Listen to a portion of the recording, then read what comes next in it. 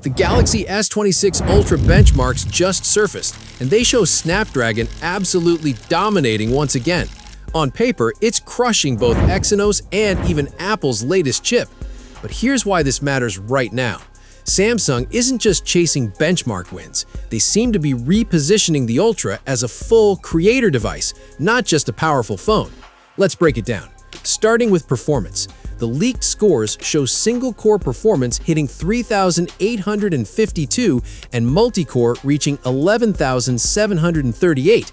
For context, that reportedly edges past the iPhone 17 Pro Max at 3,792 single-core and 9,831 multi-core. Even Samsung's own Exynos 2600 falls behind in single-core at 3,336 and barely competes in multi-core. Single-core performance affects everyday responsiveness, opening apps, scrolling, and general UI smoothness. Multi-core matters more for heavy tasks like gaming, video editing, and rendering. In simple terms, this thing should feel extremely fast. Gaming without stutter, 4K edits processed quickly, apps loading instantly. Now here's where it gets interesting. Despite Exynos nearly matching multi-core numbers, Samsung is reportedly favoring Snapdragon again. That tells us something. They don't want controversy around performance. They want consistency, especially for power users and creators. Now let's talk cameras. On paper, the front camera doesn't look exciting. Same resolution, same sensor size, that sounds underwhelming. But Samsung is reportedly switching to a Sony sensor instead of using its in-house solution.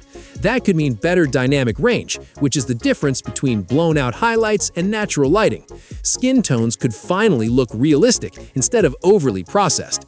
Low-light selfies might retain detail instead of turning soft and washed out. The wider 85-degree field of view also makes group selfies easier and more practical for vlog-style content. The downside? A slightly larger punch-hole cutout. Not beautiful, but if image quality improves noticeably, many users may accept the trade-off. Now let's move to the bigger shift: AI. Samsung appears to be leaning heavily into on-device generative AI for imaging. That means photo edits, object removal, enhancement, reconstruction could happen directly on the phone in under a minute.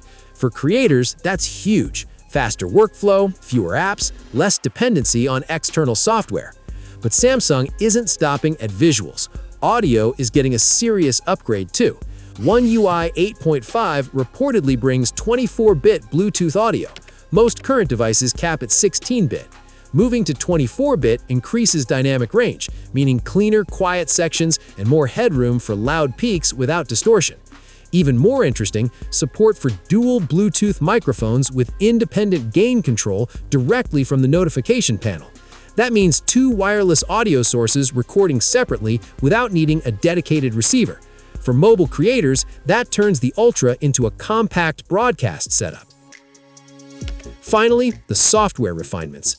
Updates to Messages, Gaming Hub, Camera, and Wallet suggest deeper customization and polish. Samsung seems focused on refining the experience instead of chasing dramatic hardware changes. Here's the bigger picture. Samsung could have forced Exynos globally to prove a point. Instead, they're leaning into Snapdragon performance while doubling down on AI and creator-focused tools.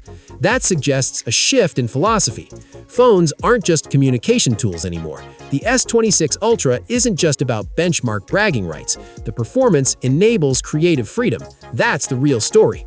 So what do you think? Does raw performance still matter most, or are AI and creator tools the bigger upgrade this year?